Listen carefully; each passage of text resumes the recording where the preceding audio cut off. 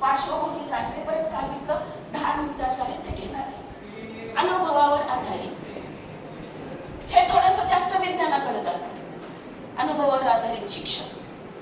For example, साखर पहिलीच्या दुसरीच्या मुलांना किंवा तिसरीच्या मुलाला किंवा 6वीच्या मुलाला आपण दाखवलं की काय आहे साखर, कशी आहे, संदिग्ध प्रश्न आहे. त्याच्यामुळे एक कोणी म्हणेल गोड आहे, कोणी म्हणेल पांढरी. आता गोड ज्याचं उत्तर आलं त्याला आपण विचारलं का, तर ते काय म्हणणार, मी खाल्ली होती कालच, गोड लागली.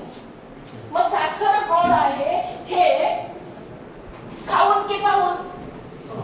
खाऊन. अनुभव घेतला, अनुभव घेतला म्हणून कळालं त्याला की साखर गोड आहे. म्हणजे अनुभवावर आधारित शिक्षण आपल्याला द्यायचं आहे. तुम्ही विज्ञान शिकवताय, पर्यावरणामध्ये घेऊन जा.